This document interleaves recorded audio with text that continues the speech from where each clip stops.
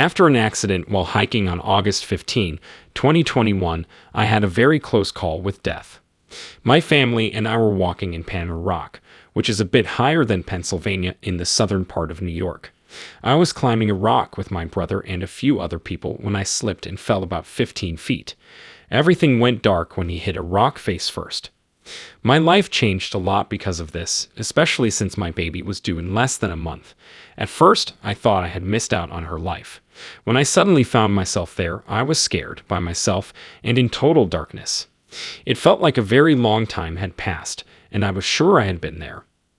It was in this dark place that I heard my voice, but it didn't sound like mine. There was a strong urge to get up, but I felt weak and like I was about to give up. It was up to me to choose between holding on to these sad feelings and loving my family. It felt like time was moving slowly as I fell. I thought about what I wanted to do for my girl, my family, and myself.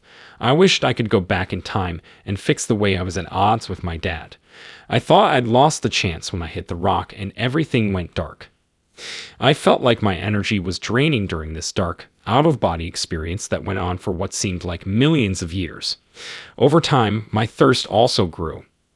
It looked like I had hit my limit, and I had to choose whether to keep the way my family looked or not. I felt like my brother, parents, and girls were waiting for me to decide what to do by the way they looked at me. Or should I just let this go? Should I really say sorry and show how much I care? I chose to go back and tell them all how much I love them. I wanted to get along with my dad because I wanted him to forgive me. All I wanted was to be better than I was. When I made that choice, I was finally able to come home to my body. I talked to myself in my head before I even opened my eyes as I thought that everyone would be around me except for him. The way we were together didn't feel good to me. But when I woke up, it was just him and the room. The others were just as shocked. It took my brother longer to get here because he was on top of the rock. Because I thought he wouldn't be there at all, the fact that he was the only one there made it matter to me. That day, God really did teach me something. He did for sure. Soon after that, maybe a month later, I was taken up. Because I couldn't understand what was going on, I was scared that something bad would happen. I felt very alone during this process because I had never heard of anything like it before and couldn't connect with anyone. It didn't matter how hard I tried to explain it. No one seemed to get it. The thing that scared me the most was not having the answers. That took place in August 2021, to be exact. In September 2021, I had a girl. In October 2021, my dad and I were finally able to sit down. I remember that he just happened to stop by about 3 weeks ago. We were the only ones in the house, and he was shopping for her gifts. That was my chance to truly apologize and ask for his forgiveness, since I had been looking for $10,000 from him for a while but never got it. He meant to give me the $10,000, but he didn't have the money. After that, I told him I was sorry and asked him to forgive me. I learned that life is short, so I made things right with him. When they realized this, they started to unite. When October 2021 came around, I had very clear ideas. It was easy for me to learn anything because I was in a big library. In a different vision, spirits were locked up in a dark place and badly wanted to learn. After that, I went to a place that was very quiet and very bright, and I felt right at home.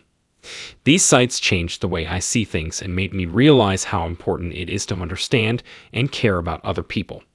The next day, I lost my memory and had nothing left. When I felt at peace with death, it changed how I thought about it. I used to be scared of it.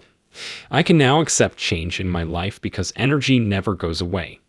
The truth is that I thought I was outside in the sun. That's the only accurate way I can describe it. I had to treat the sun with awe and respect, as if I were standing right under it, because of how strong it was. But it made me feel full. Things started to make sense when I first thought I had a full charge. My answer was, okay, I get it now. Because of this, I think it was the beginning of everything. I also think that everything in our galaxy comes from the sun, because what would be there without it? However, the S is the source of everything here. Even though many people think we are looking for an SON, it's all linked to us, so everything is linked to us. Without the sun, there would be nothing.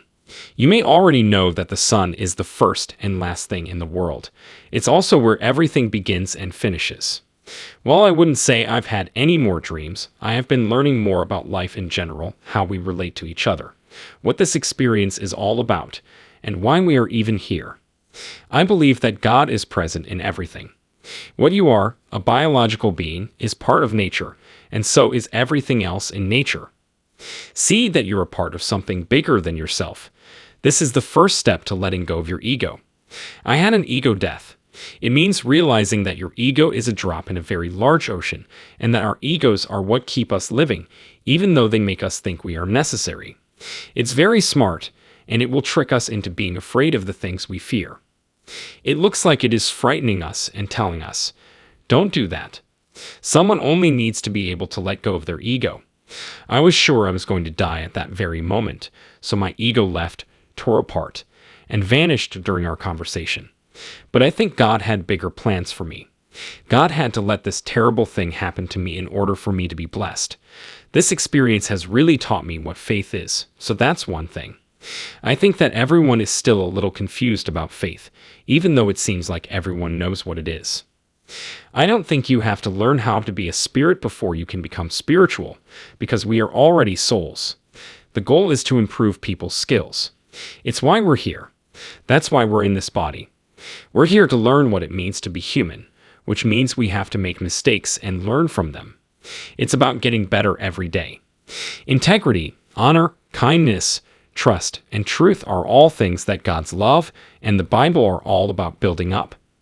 Nature was around before written works, so I've never found anything to include in learning a book.